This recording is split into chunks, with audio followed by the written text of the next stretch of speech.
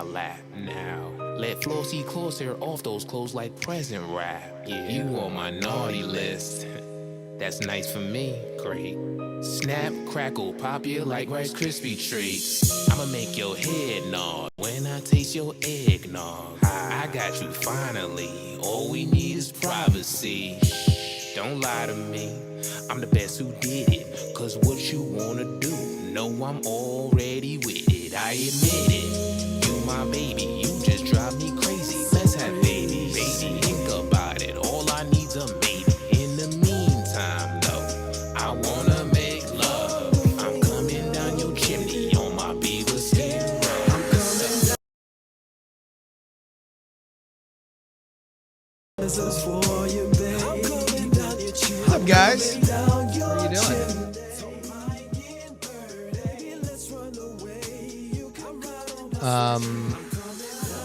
Yeah, sorry to bump pizza talk, y'all.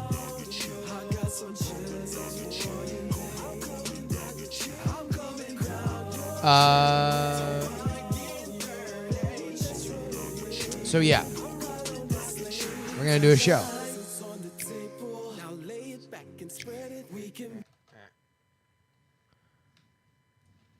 Shit. No angel, no peeking or no sneaking. I'm not interested in labels. I'll deck your halls with balls of holly only if you're able. See, girl, you ain't no ho, ho, ho. Nobody's gotta know, no. I got a sack full of gifts. I feel like Watch has been working out. We can make a new deal. Hot top your cherry with nutmeg. I'm coming down your chimney. I got some presents for you, babe. I'm coming down your chimney. I'm coming down your chimney. Don't mind getting burned, baby. Let's run away. You can ride on my sleigh. I'm coming down your chimney. I got some presents for you, babe. I'm coming down your chimney. I'm coming down your chimney. Don't mind getting burned, baby. Let's run away.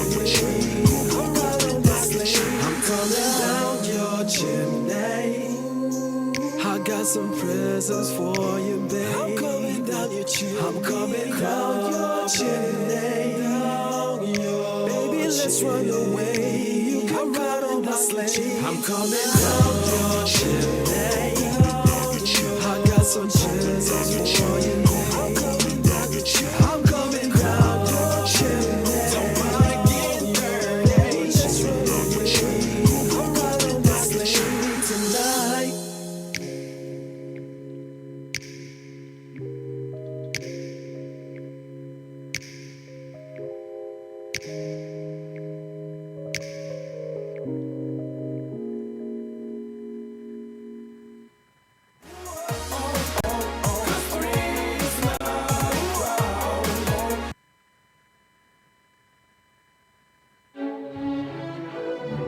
It's not just about the blade. The shaving gel really matters.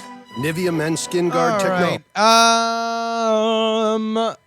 So I don't know what we want. I got a bunch of stuff. I got a lot of Christmas memories here tonight. I got a new soundboard for the first time in like 90 years. I have made a new soundboard. I don't know. All right, let me just.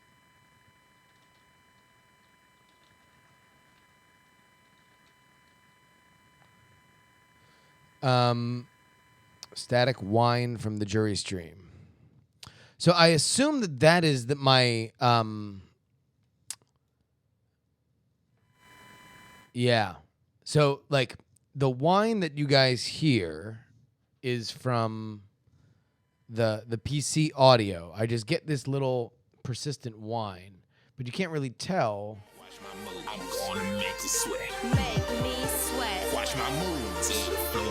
When I play shit, it's just a matter of it being there.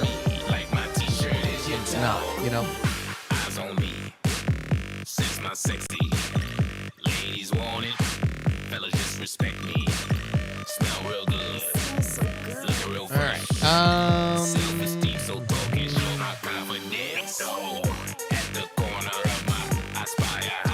we got a ton of fucking emails, so I think we're just gonna cut one segment. We'll go 3 segments in email. How about that?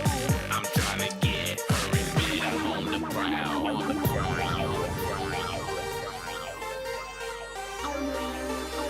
Ooh, I just love your moves.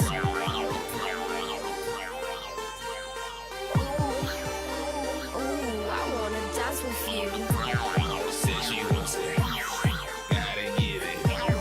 What you wanna do? I want to know, can you make me sweat? I'm gonna make you sweat. Make me sweat. Do you guys think that that's a fake British accent or a real British accent? Make me sweat.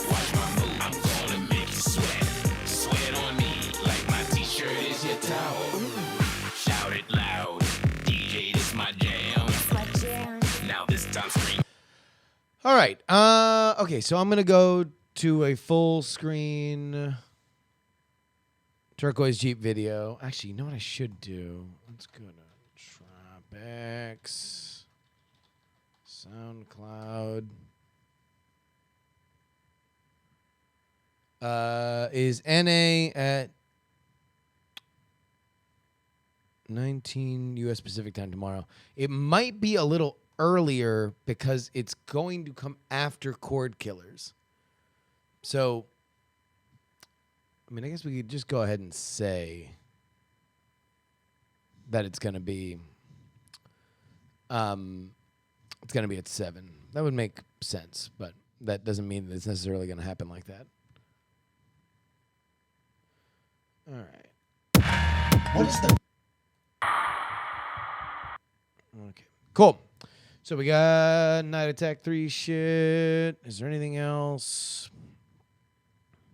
So I'm going to talk about cereal. I got a big fat cereal hot take. I'm going to have a love question from Tanky, who I just realized, well, she said that didn't mind if I used her name. And then I got a shit ton of Christmas memories.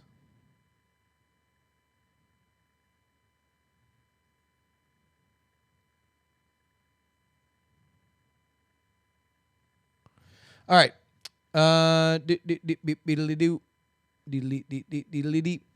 Okay, so yeah, I'm gonna go take a piss and then we'll be ready to roll. Let me do that. Then pop that open. Oh no, not that. That. Yeah. My baby, you the man. Yes, I know, but I like to hear you say it.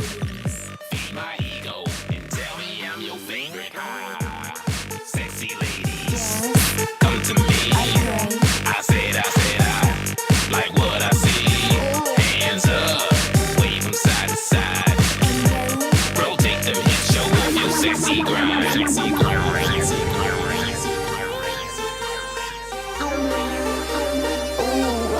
Love your moves.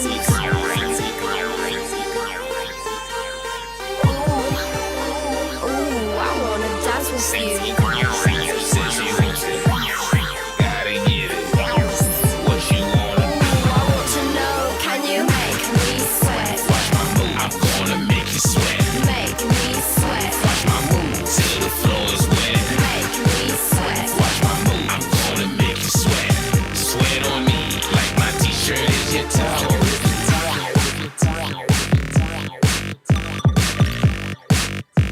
Ooh, I just love your moves.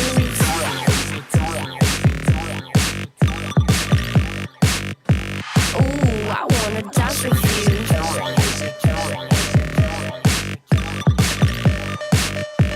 Ooh, I want to know, can you make me sweat? Watch my move. I'm gonna make you sweat. Make me sweat. Watch my move till the floor is wet. Make me sweat. Watch my move. I'm gonna make you sweat. Sweat on me like my t-shirt is your towel. Ooh, make me sweat. Watch my move. I'm gonna make you sweat. Make me sweat. Watch my move till the floor is wet. Make me sweat. Watch my move. I'm gonna make you sweat. Sweat on me like my t-shirt is your towel.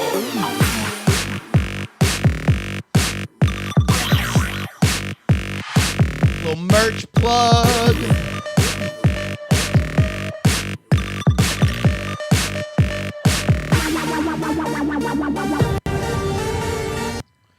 All right, guys. Are you ready? ready for this? We are gonna do a show, and we're gonna do it right, and we're gonna have fun.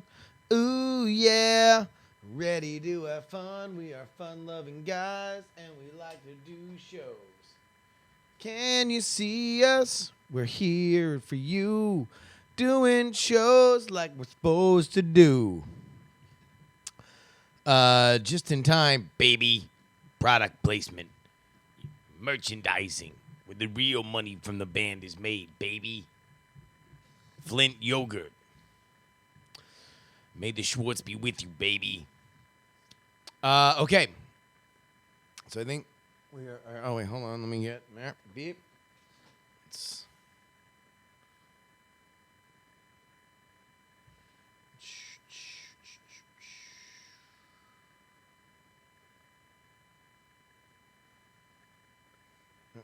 Uh-oh. Boom, boom.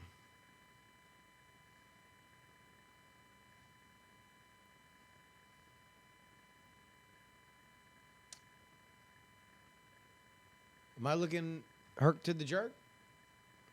Because it looks like I'm exporting fine. If I'm not, let me know.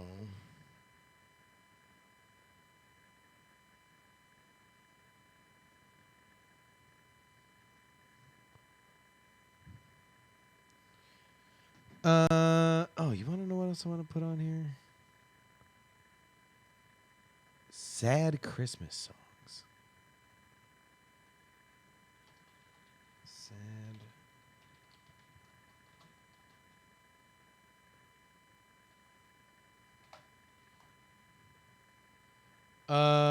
Okay. Hey, real quick. Hands up. Are you? Who's gonna be pissed if I go in depth on Serial? Is there anybody in the hardcores that's gonna be real pissed off if I go into depth here on the Serial? Because if there is, oh, that's that. I guess we could. Would that be better or worse if I have that there? I don't know. Zero fucks given. Don't know what. I mean, I'm going to talk about it in totality. I'm going to talk about the process from beginning to end. Okay. I think we are ready to go. We got Audacity out. Let's open the butt.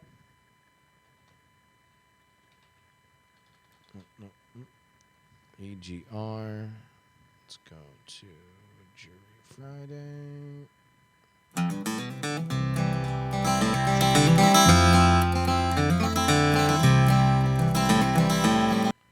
Okay.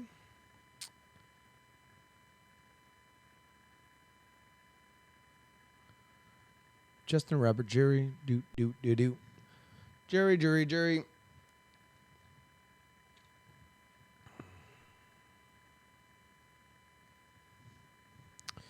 All right, and we are now streaming on Alpha Geek Radio. Welcome to all of the Alpha Geek Radions.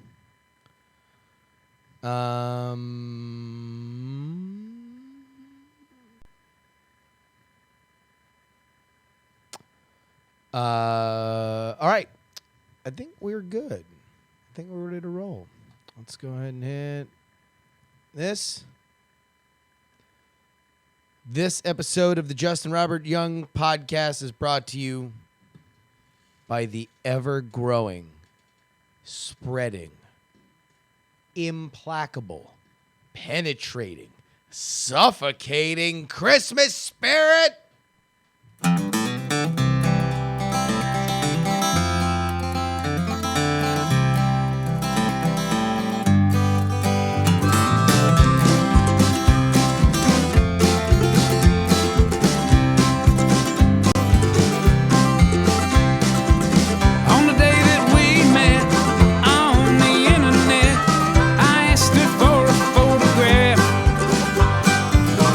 She sent it over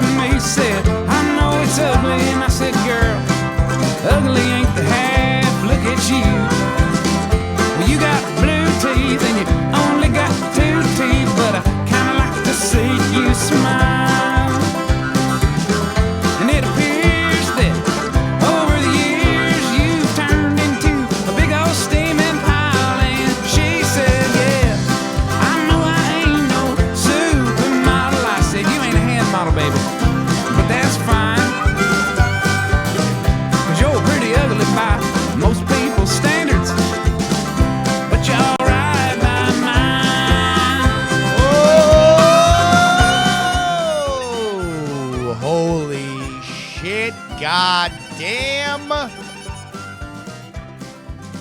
This ain't the beginning of the Justin Robert Young podcast, then I do not know what is. My name is Justin Robert Young. This is the beginning of the show, and I love you. I want to just get that out of the way. I have a deep and abiding affection for you, wherever you are, and however you are listening to this, be it on our YouTube or over podcast, or, of course, the hardest of the hardcore, the Diamond Club Elite, here in the chat room. And this is not some empty platitude. I am not just telling you that because it is what you might want to hear. No, I know this for a fact. Because right now, I am feeling very anxious, extraordinarily anxious, and I have no idea why. Things are going very, very well. Now, normally, you can say, all right, well, let's go ahead and look at your life. Let's look at problems, anxiety problems. These would be the heretofore 99 problems spoken of by Jay-Z, right? Although a bitch might not be one of them, which, mazel tov to you, Mr. Z, you still have 99 problems that you have to deal with, and by that song, they seem quite formidable. But right now, I mean, this is one of my favorite seasons of the year.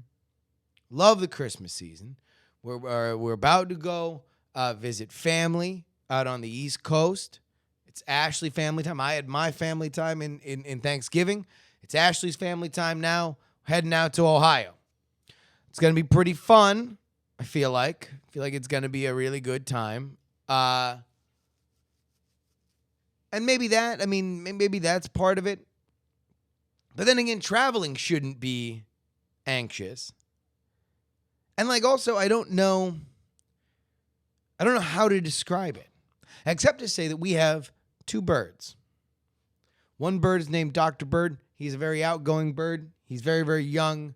He's 1 year old. The other one we got from a rescue shelter, his name is Cooper Bird. Hold on, this is going somewhere. I'm not just talking about my birds. The Cooper, the older one, is very nervous. He's very nervous about hands. He's nervous about a lot of stuff. Now, recently he's gotten better, but he very often would be found in his cage just kind of shuffling side to side. Just shuffling on one branch, just walking back and forth, back and forth, back and forth. And we would have his favorite treats, and we put his favorite treats right in front of his face, and he would look, and he would have this, in my head, I'm assigning it these human traits, but it was in my mind, he would be having this Woody Allen super nervous dialogue, because he would come kind of close to the treats and about to eat it, and then walk back. No, can't do it. What if something happens? And that's what I feel like I am right now. I'm we did a holiday party for the Go game. It was really fun. Stayed out late, had a great time, drank a bunch of booze. Then all of a sudden, I don't know. Woke up today, bought a DSLR. That's good news. And I don't have any games coming up for the next week. I got to prep for games coming up in a few weeks after that. But I mean, that ain't no different.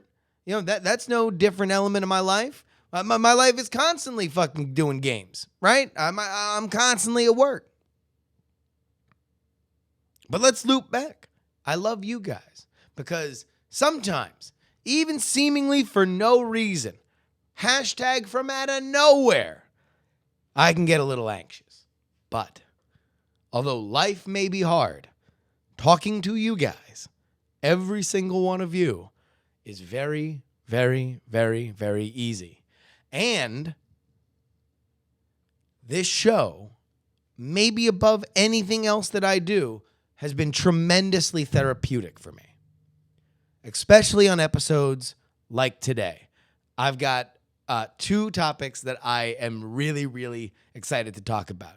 Serial, the podcast concluded, and boy, howdy, do I got some feelings. Number 2, I got an email from a listener, somebody for whom many of you might know. She is a regular, but she's got quite a romantic conundrum.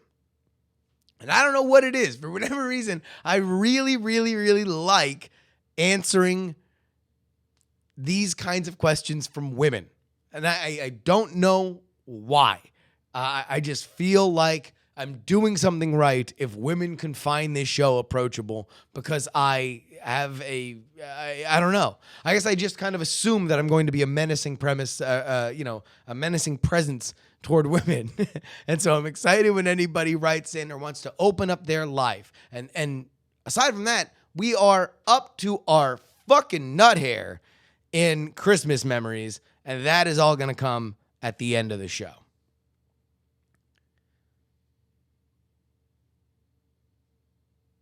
And it is that connection that matters. It's that back and forth. I'm feeling better already. I came in, I was Cooper shuffling, right?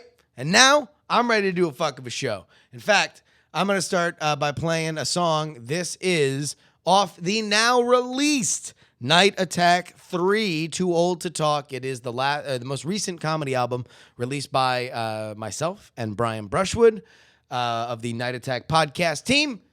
We have a bunch. It's over 2 hours, and they include 3 remixes by the young Wunderkind Tropics. So this one's called Home Depot. I'll be back to talk about all sorts of shit.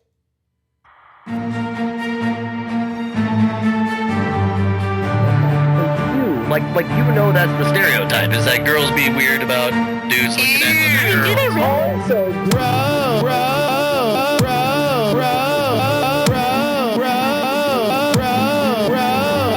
That's a direct.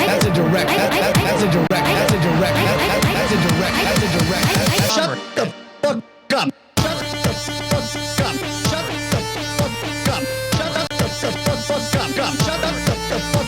funny.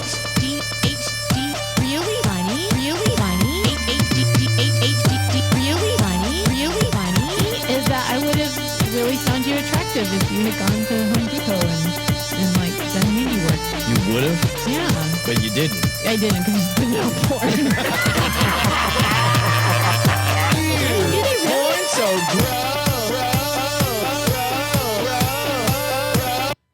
Previously on a bunch of bullshit discussions about cereal.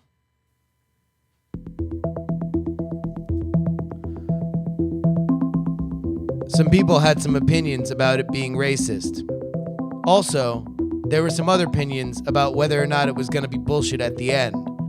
Also, there were some questions about whether or not it was reckless to include real people's lives in what is obviously a candy popcorn setting for people to tear apart on Reddit. No, wait, hold on. Let's get the... Where's the fucking actual... This it? There we go.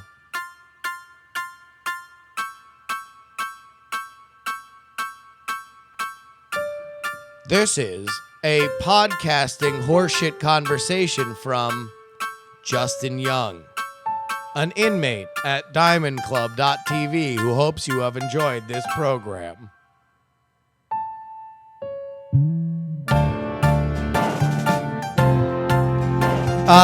Listen, man, I got some serial thoughts. For those of you who don't know, okay, recap on Serial. Serial is a podcast that was put out by the producers of This American Life. It was debuted on This American Life. It came out to a real hot start because that show is very, very popular, This American Life. So Serial got very, very popular because it was debuted there, and it's also very good in its own right. Next thing you know, it's the hottest thing in podcasting. In fact, even last night, it was parodied on Saturday Night Live, which, for whatever you might think of Saturday Night Live, still tends to be a high watermark in terms of cultural relevance. Like, this thing's got to be around enough so that people can laugh at it. I got into fights with people on the internet, man. I got into some people were swanging on me because I had opinions about Serial before I listened to it. And then I listened to it. Well, here were my opinions before, and this is really parroting Brian Brushwood, who had listened to it before and felt a little uneasy about it. In fact, he said, how different is this than a bunch of people on Reddit going around and trying to figure out who was the Boston bomber? And to that, I mean, I don't really know if you can say that there is a ton of difference, except for the host of Serial is a former newspaper reporter. She is somebody who tells stories for a living. And this, in my opinion, was a very artful staging of her obsession with a murder case that was tried and convicted in 1999. But the kid who did it, according to the state of Maryland, or was convicted of doing it in the state of Maryland, has maintained his innocence ever since. And so this is a rehashing of that case, the evidence around it, to try to determine whether or not this man is innocent. So let's go through a few things about Serial and why it's popular. Number one, it's popular because This American Life is popular. It's told in the same way as This American Life. It has a very conversational tone. It is very relatable. And it is very well produced. Why else is it popular? Well, it's popular because it's fucking Veronica Mars meets The Wire. It's a female protagonist trying to solve a high school homicide while sifting through the evidence, recorded, much of it, of homicide detectives in Baltimore. These are undeniable parallels, and to say that they are not at least a part of why people enjoy this, I think, is being disingenuous. Third, it's an engrossing story. It is an amazingly engrossing story. There is somebody's life hangs in the balance, and the way that it is presented, you kind of feel that at any moment, this thing could blow wide open. All we need are just a few little morsels of evidence, and all of a sudden, Adnan Syed goes free. And it is as we get to the end of my description on why this is popular that we begin to see some of my problems with it. Because however you want to go with it, you need to make a decision at some point on what this is. Because the idea of somebody, Igloo here in the chat room, is putting a Wikipedia entry to murder porn. And murder porn's a thing, man. Like Discovery ID channel and MSNBC on the weekends are littered with documentaries, cheaply made, rehashing murders all over the country, if not the world, in which it is told in a true crime format. I'm making air quotes for anybody who's watching on video. If you are listening on audio, understand that I am making those air quotes because true crime itself is a genre. It is nonfiction, but it is a very stylized genre. You are telling a story, but you are not telling it in the way that two investigators would tell each other the story. Two investigators would say who, what, when, where, why, how, as far as they knew, and then with those pieces, they would try to put them together. A true crime story, many times, artfully holds back details so you can be walked down a path and then eventually led to the end by way of a shocking piece of information that is revealed to you in the final act. So that's one way to go. Or this is an investigation and an advocacy podcast for Adnan Syed, the kid who is currently, not kid, that was the other thing that's weird about it. I really liked it also because this is all dealing with people basically my age. You know, I was in high school when these kids were in high school, except I didn't go ahead and murder my Korean girlfriend. But if you believe that this man is innocent, and that's the point in this podcast, then what you are doing is just poking holes in his case. Now, I started listening, or the case against him, rather. You were trying to poke holes in what the prosecution laid out to put him in prison. And I successfully kept him in prison despite many appeals. So, when I started listening to it, after I shot my mouth off on the morning stream and had people fucking light me up, and for the first time ever, just send an avalanche of negative mail to Scott Johnson. As soon as that happened, I started listening to it. And it was there that I determined, oh, wait a minute. Maybe it's not one of those two, but it's a little bit of both. This is a true crime story wherein our central character is deciding whether or not this is an advocacy podcast. Holy shit. That's a compelling narrative format, ladies and germs. That is something that's interesting. That is something that is compelling. That is something that's going to keep those little trigger fingers hitting subscribe. So I started listening to it. I listened to it. I'm into it, man. I'm living and breathing. And then it hits a point. And I feel like this is about the critical mass. It was about when they asked for money to do a second season. The snake started to eat its own tail. People were so engrossed in this story they were telling. Because again, this is a story told week by week. That's what it's called. And I assumed that she was telling the story of how she got into the case, how she followed through with it, how she got obsessed with it, and then ultimately we would be told at the end of the podcast, and this was my assumption, how she stopped becoming obsessed with the case. Because that's our narrative thread. It's not that he's in jail. It's not that this case is unsolved. It's that our heroine, our protagonist, is obsessed with it. So her decision at the end of it, in my mind, was the only narrative place you could end the show. Now, this would mean that this is not an advocacy podcast, and this is not a investigation. This is a story being told week by week.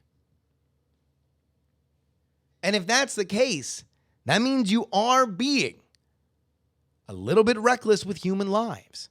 Because although they have agreed to be part of this, just like they would agree to be part of This American Life story, in my mind, the only way that you could end it is by saying, I think he's guilty or I think he's not. And that's why either A, I am giving my full blessing and turning this over to the Innocence Project because I believe that they will get him out of prison if you think he's innocent, or here's the reason why I stopped talking to him, because her phone relationship with Adnan is a huge element of the show. So I assumed that's where that would end, or a climactic phone conversation between them would be where we would get our payoff. So here's where the spoilers come in.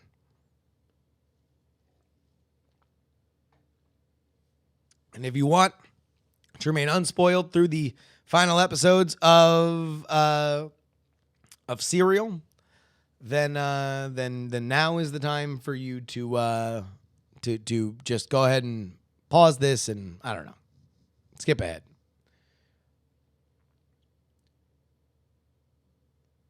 Her ending, for which she understands, she plays Adnan, this motherfucker, in the hearts and minds of at least a few 100,000 listeners at the bare minimum, think that he is a murderer who is rightly in jail. He says, you don't have an ending, do you? in full agreement with a lot of people who think that he actually strangled a young girl in 1999. And she says, of course I have an ending.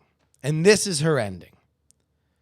I believe that the state should not have convicted him in 1999 based on the evidence at hand, and that she cannot know if he is innocent or not. Which is not really that much of a spoiler for anybody who hasn't heard the end, because fucking A, that's the whole point of the show. Pretty much every episode is from the first one is some element of reasonable doubt as to where he is. And the fact that he's calling from a prison would say, yes, we can't know if he's innocent. And the limitations of his case for innocence are made very, very clear early on. So really, what the fuck did we learn?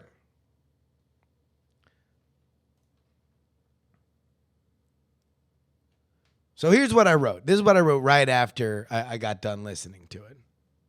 The show straddles the line between advocacy and true crime and comes up short on both.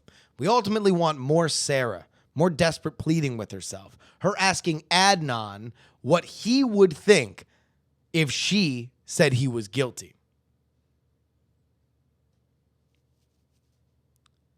If he's guilty, she's not helping him enough. If she says he's not guilty, then she's not helping him enough because it's just a podcast. If she says he is guilty, she's unintentionally throwing dirt on the two other people who would most likely be the murderers. Jay, who, I don't want to get into it, basically knows things that he can't possibly know unless either A, Adnan's the murderer, or B, Jay knows who the murderer is if it's not himself, or Don, the current boyfriend of the girl who was killed. You are basically saying one of these people are now 25% more likely a murderer to all the listeners of their show if you say Adnan is innocent. You're throwing a lot of dirt on their reputation. On the other end, resolving to provide a platform for the inconsistencies found in his case would be the natural recourse if he thought he was innocent. So going forward, for everybody who gave money, thank God they fucking got the money before they did the final episode, because season 2 is going to be a challenge. We don't trust Sarah Koenig to structure a story in a way that doesn't give us blue balls. And we don't trust her to find innocent people charged with crimes. And ultimately, she might just have to take a page from another great Baltimore crime story and change the focus of her show almost entirely.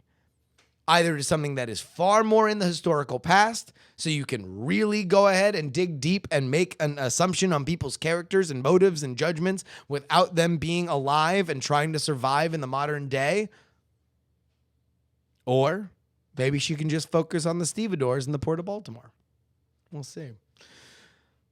Let's go on to some more Serial songs, and then we will be back.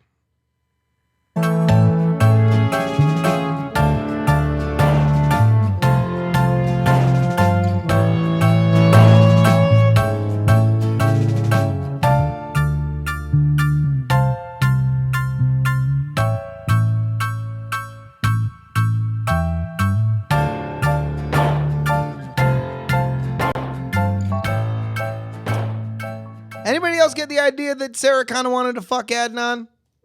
I mean, like, if I were talking on the phone like that, I feel like I would have a chance with somebody. Like, she's kind of laughing, giggling at the jokes.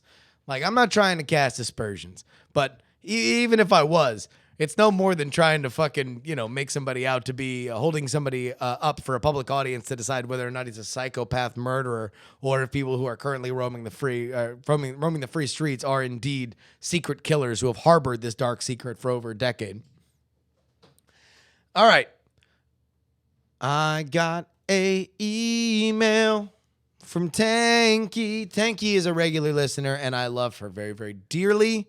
Also, Tanky, big shout out. Can I get that little diamond Chiron that just flips in the corner? I kind of want that shit in my life. She writes, I have been dumped last July. Overall, a common situation that most of us go through a few times in our lives and not a big deal. However, and there's always a however, I haven't managed to get over it yet, for there's a particular situation going on. I haven't managed to go no contact yet because she's constantly being brought up by peers, though not in regards to me. Holy shit. Wait a minute. This is like... this is like a mystery. A mystery. Hold on, wait a minute.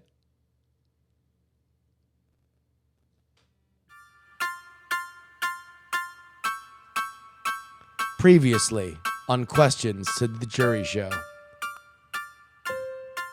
I haven't managed to go no contact yet because she's constantly being brought up by peers, though not in regards to me. The situation is this. My ex is one of my current teachers. She's one of the reasons why I gave a chance. I gave a chance to the field I'm going into. While she did give me some sort of head start in the field, I was always passionate prior to meeting her. I just lacked the kick in the ass to do something about it.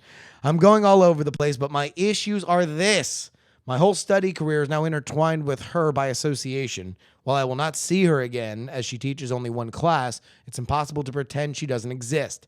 Every day I'm reminded of her, and I can't seem to handle it. It's affecting my mood and crippling sometimes when the stress of other things is piled on top of it.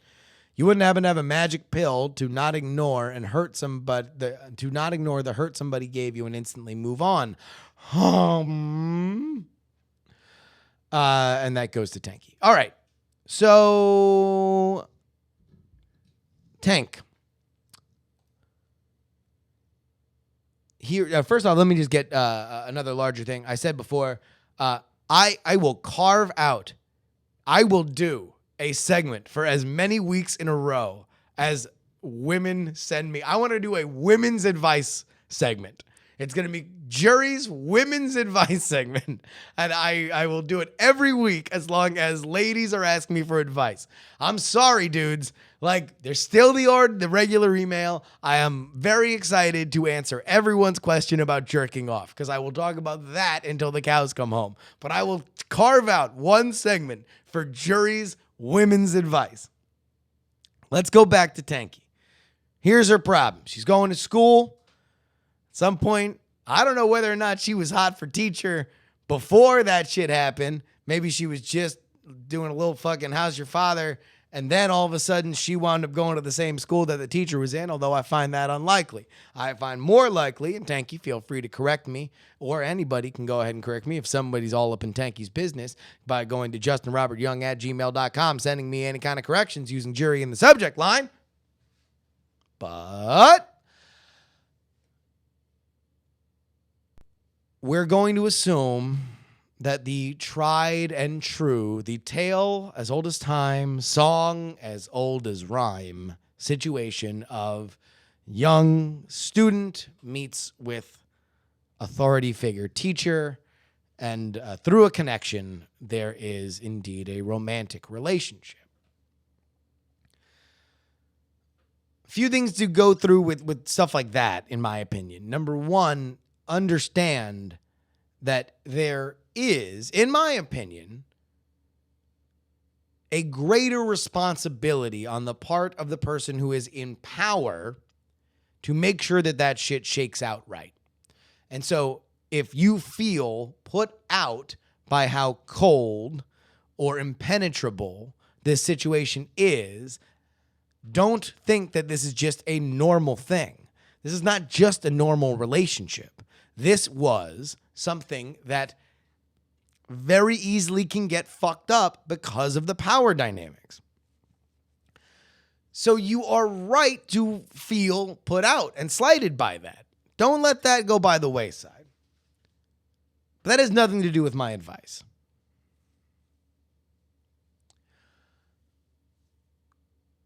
You asked whether or not there was a magic pill to make the hurt go away. And in fact, there is. However, it's not something that is instantaneous.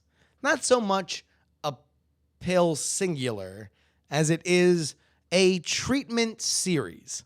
You are going to be on medication for as little as a month and as long as a year. And here's what you need to understand.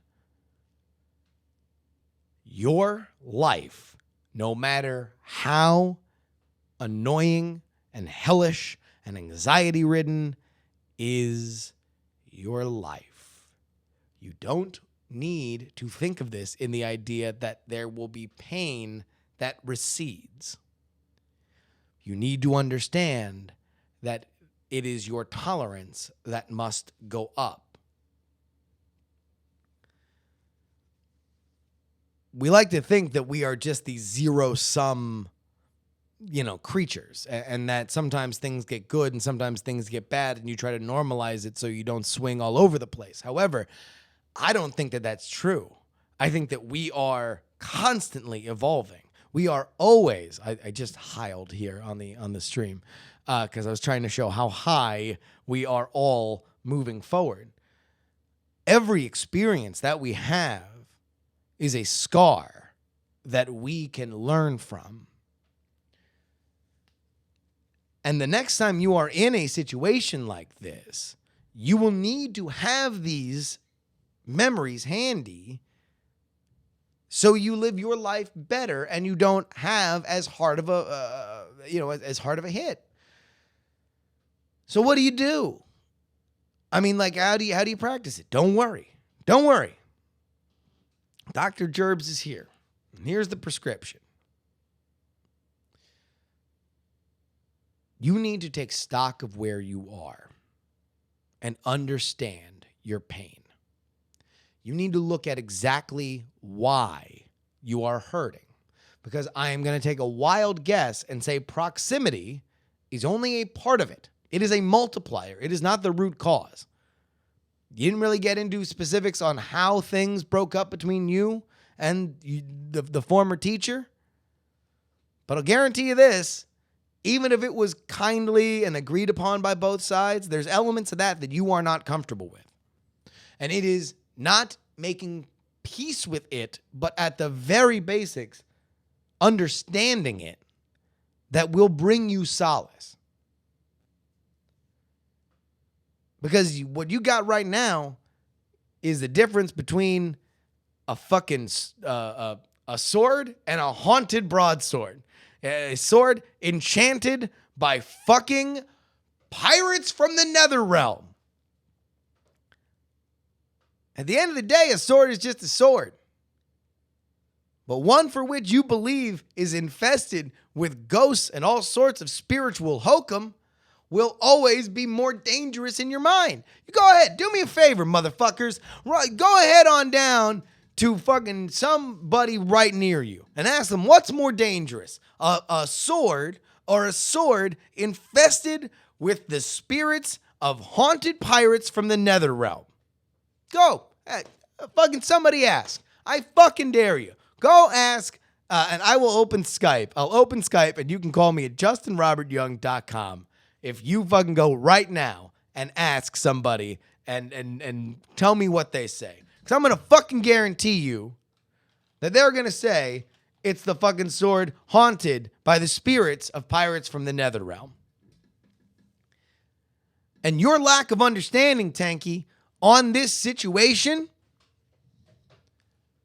they're the haunted pirates of the Netherrealm.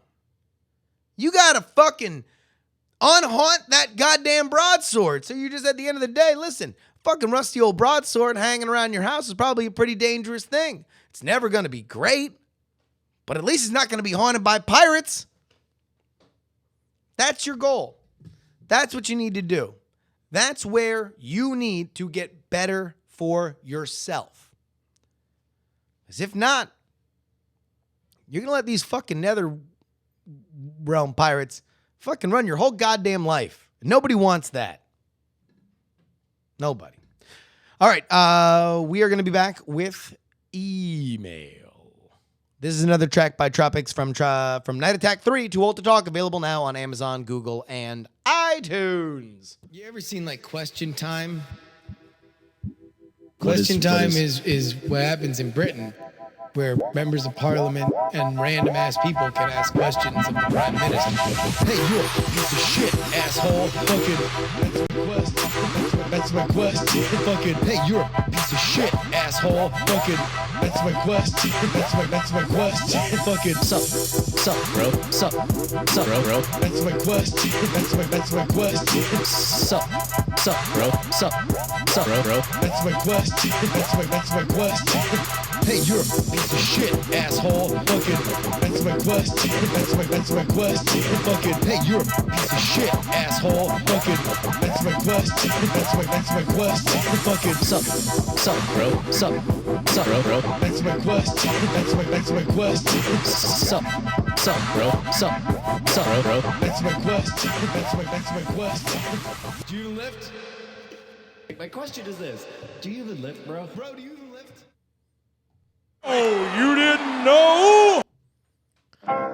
This is the email segment. I'm going to read some emails. If you would like to write me an email, you can do so by hitting up justinrobertyoung@gmail.com. Make sure you put jury in the subject line. That is Jury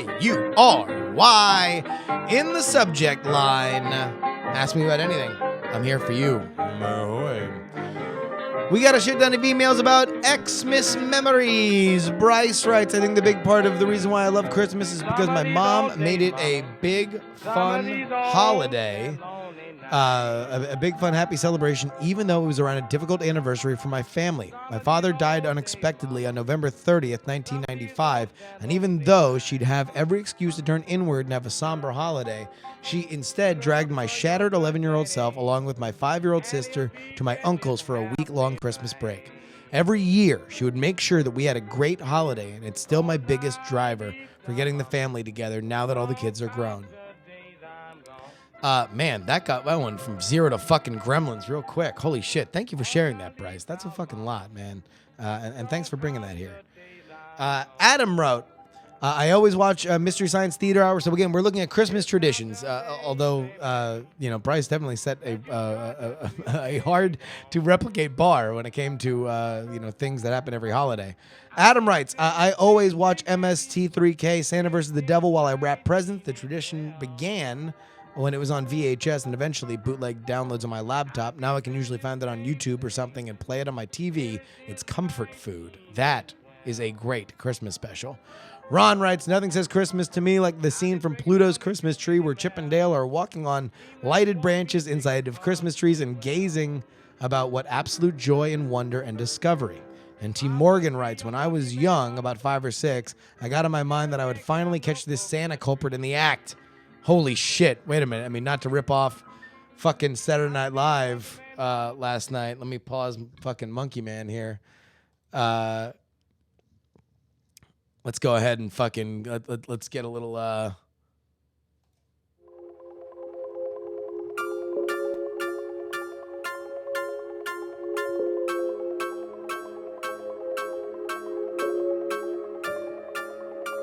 Wait, why is...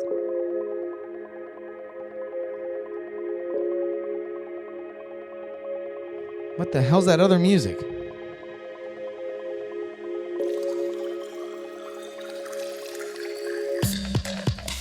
What in the good God? Oh, it's this thing. Okay.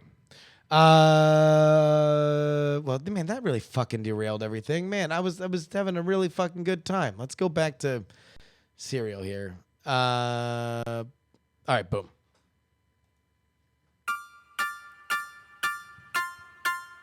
When I was young, about 5 or 6, I got in my mind that I would finally catch this Santa culprit in the act. To my young mind, this whole religion thing didn't make a whole lot of sense and provided very little in the way of answers, a subject for another email entirely. But I had my parents under the tree from this supposedly jolly fat man, and he somehow knew how to find me across many states. And even what I wanted for Christmas, which was the closest thing to substantial evidence I could find. I resolved that I would meet this Santa Claus and inquire as to some of the questions I had about the odd and seemingly unrelated stories around this holiday. How the hell he found us. That really bothered me because we moved very far away, and it just sort of creeped me out. So on Christmas Eve that year, I set my plan in motion by faking going to sleep and waiting for something unusual downstairs. Hours passed. I almost fell asleep twice. Shortly after midnight, I began to hear commotion coming from the living room. Quiet as it can be, I snuck from my bed and started to shuffle carefully across the old creaky wooden floor. With the rumors of how hard it was to catch this guy, I had planned a noiseless route so as not to give any heads up. But the stairs were the weak part of my plan. There hadn't been any path that I could find that wouldn't make a god-awful creak.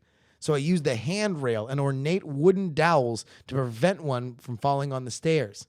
I have always been fairly acrobatic, and as a kid, even more so. So after almost slipping on the transfer, I made it to where I could climb to a position where I could see down into the living room, where I could sight this magic man dressed in red. What I laid my eyes on in the living room was madness. My mother and father were putting presents under the tree. Fear at getting caught rose immediately in my mind, as there were very carefully worded punishments laid out for anyone caught during these special hours. Assuming that I was just early, I noted the presents had been put out, and I made my way carefully back upstairs to return to my room and wait for my parents to leave, so as I assumed Santa would show up after that.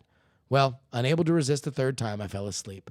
The next morning, disappointed in my failure to stay awake, I ventured downstairs to check out the Christmas haul. Upon inspecting the presents, I noticed that one of them I saw Mom and Dad put out was labeled "From Santa."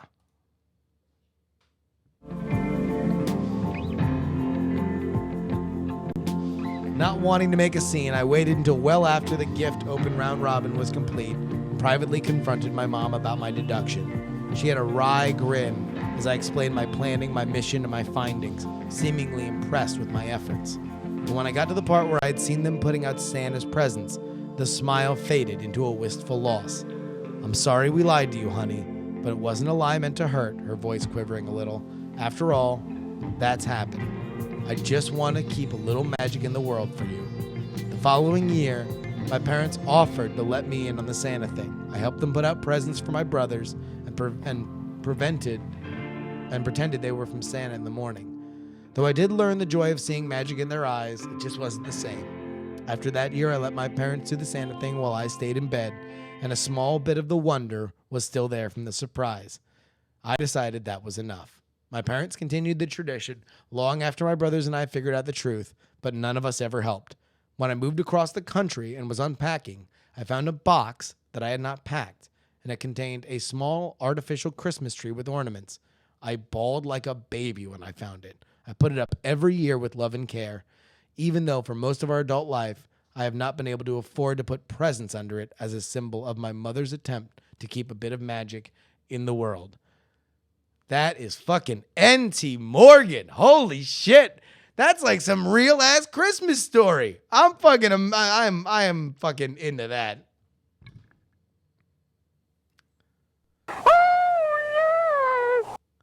Carrie writes, "My favorite tradition has always been cookie day with Grandma. As long as I can remember, my sister and I have been baking cookies with her. She's 91 now and no longer comes, but still wants cookie delivered to her." Zero writes, "My sincerest and most succinct gift comes as the means of a total stranger. I'm the guy who creates a level 1 character, signs into a well-known online community, commiserates with those who have no real Christmas, and when we finish our conversation, I throw them a fair chunk of change in virtual currency that you would consider at the same value of a Twister Tuesday from that hooker down on 3rd Avenue. That shit ain't cheap. Once I've done my deed, I delete the character I created on a whim and load it with money, only to find my next victim of holiday cheer." Cheers to you, fucking Zero, and cheers to everybody who wrote in. Thank you so much for sharing those with me. I didn't know I couldn't do that. Max writes, "Watching the last episode, remember the beard antagonizing. If it's good enough for Daniel Bryan / Brian Danielson, it's got to be good. He gets called Goat-Faced Gremlin all the time. Keep the beard if you like." Phil writes, "About Slate calling Mark Maron's podcast with Louis C.K. the best podcast ever recorded. A professional comedian and a professional journalist who, oh, by the way, also release content via RSS, are patting each other on the back for an amazing achievement in a medium they are oblivious to. Sounds about right. These guys are podcasters like the Monkees were a band.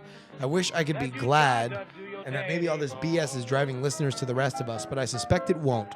The curious will look no further than the iTunes Top 10 and will consider the stuff 99% of actual podcasters do too scary and unprofessional to listen to.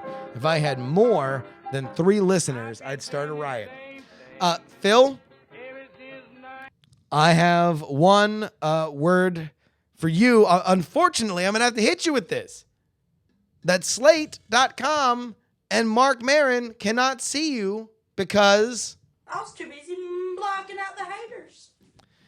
I was too busy blocking out the haters.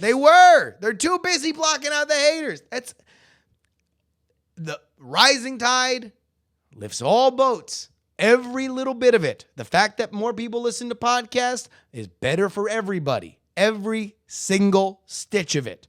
And if they want to call something the best podcast of all time, that's fine. That podcast is really, really good. It's really compelling as a human drama, even if you strip out the celebrity element of it. And yeah, fucking everybody's a Johnny-come-lately on this shit. And that's cool, right? And I can understand where your resentment comes in. But we got to let go of that dark side stuff because it ain't endearing and it ain't appealing. And if we want our shit to get better, then it can't come from antagonism. It's got to come from a point of creativity and growth. Jay Lusk writes, I'm writing to say thanks and listening to this week's podcast on praise. I heard you put into words something I've been struggling with a lot recently, talking to my peers and betters. I'm a teacher and a scientist, and I fucking love my job. Put me in front of a group of students or a bunch of curmudgeon astrophysicists, and I'm on fire. I leave the room feeling like $1 million. But talking one-on-one to a peer, it all goes wrong. I don't know what to say. I talk too much. My arms flap around like I've been stranded on a desert island for 2 weeks, and I see a plane overhead. I walk away reanalyzing the painfully awkward things I said, all the less awkward things I should have said. The thing is, my wife and my friends tell me, from their perspective, as part of the conversation or as a witness to it, everything was fine. My inner Sarah Koenig on Serial takes me down a dark rabbit hole. Wait a minute.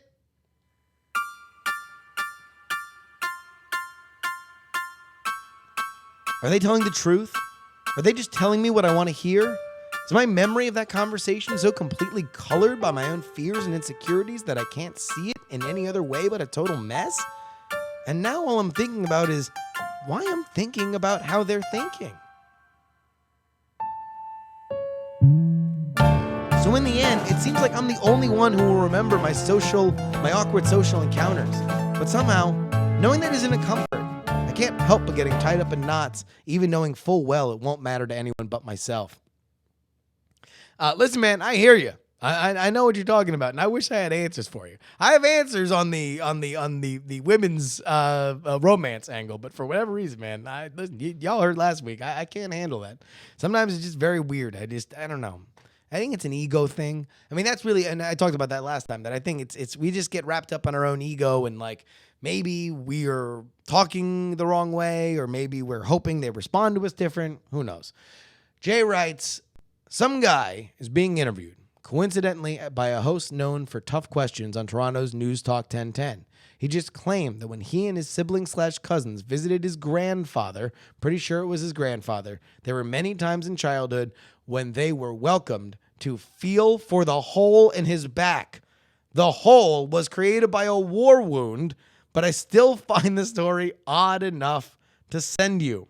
My first reaction is that I can't picture most veterans with war wounds welcoming such feels. Find the podcast on Stitcher, iTunes, or some other shit. Email me at justinrobertyoung@gmail.com. Twitter and Instagram are both Justin R. Young. Of course, ladies and gentlemen, you can go ahead and join the conversation at diamondclub.reddit.com. That's where all the Diamond Club information comes and lives. We all have a good time. We love it. We love you. I love you. If you love us, come talk to us over there on the Diamond Club Reddit. Here's a little fun thing. If you are following me on Twitter, what I want to do is between now and Christmas, I love sad Christmas songs. I love that songs about people not getting what they want for Christmas, not being home for Christmas, being sad on Christmas, being broken up with on Christmas is a genre. So I want you guys to send me via Twitter sad Christmas songs. I want to get sad Christmas songs fucking trending, and I want everybody to send me their sad Christmas songs because I kind of love them and I want them to be the soundtrack of my holiday season. But even as we are compiling our sad Christmas songs, even as we let our anxiety awash over us, even when we look longingly at our ex-lover who happens to be a faculty member at the institution of higher learning that we are a student of, when our grandfather asks us to feel the hole that his war wound caused, and we feel, fuck, man, is life even worth it? Is this really what we were put on Earth for? Well, in that moment, I want you to think. I want you to think of my voice, and I want you to hear me as I state unequivocally and with a confidence that belays the truth of gospel honesty. Please don't die.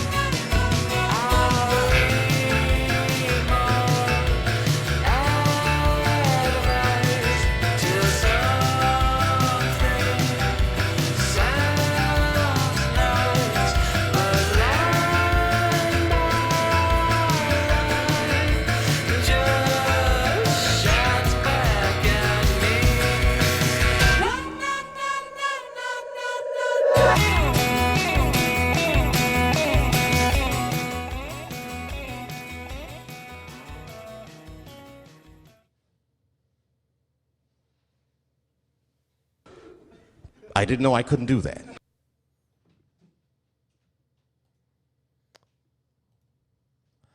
All right. We are done. We are done with the show. I think I've gotten more confident on this Wirecast thing that I want to start fixing in some more visual elements. Like I want to begin with the screen, maybe something that would play over All Right by Mine, and I want to be able to throw to like some awesome graphics. So I guess just figuring out what that is. Thank you guys for listening. Oh shit. Yeah, wait, hold on. Let me get the fucking I forgot to put the Diamond Club thing. That is what I need on this board, this new board. Let's go ahead and Gmail. I can put it at the end of this podcast.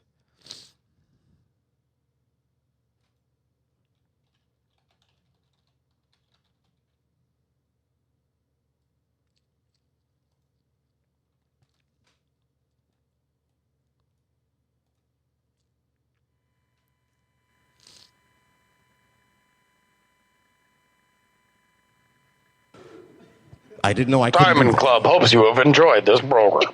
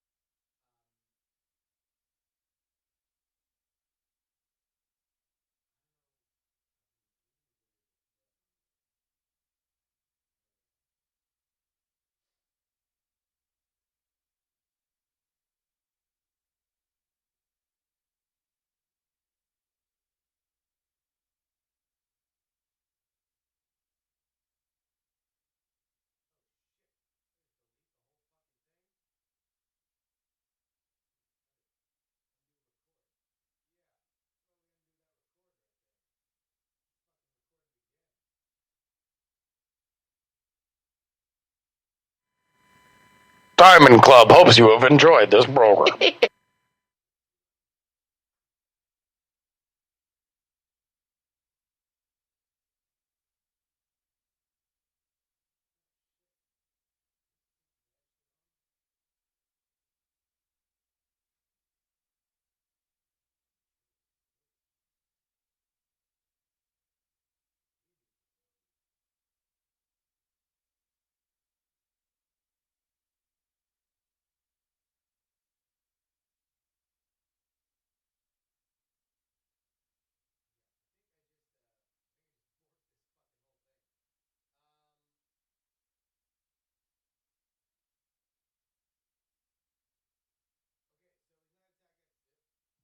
All right, so it's Night Attack at 7 tomorrow. It is probably at 7.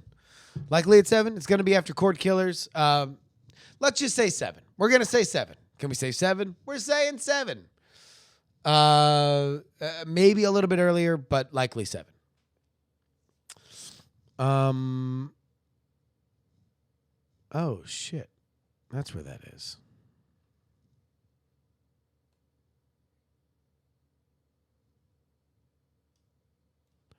Oh, and that records there. Okay, cool. I didn't know how fucking Audacity worked. And now I do. Awesome possum in a blossom. I'll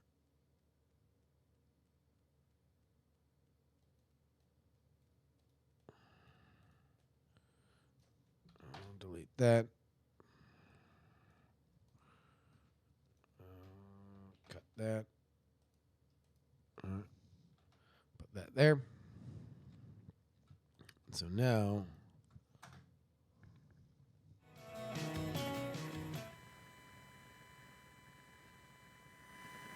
Diamond Club hopes you have enjoyed this program. Oh, Jesus, that's loud. All right, let me delete that and do it less loud. Too loud. Too loud. Here we go. Diamond Club hopes you have enjoyed this program. And then I also fucked up the opening.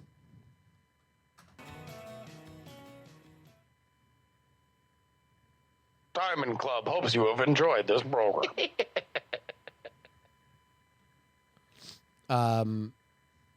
I totally I didn't record at the beginning. This is the beginning of the file. The beginning of the Justin Robert Young podcast, and I do not know what is. My name is Justin Robert Young. This is the beginning of the show.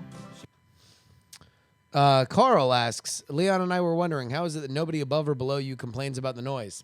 I don't know, man. I don't know. Nobody has.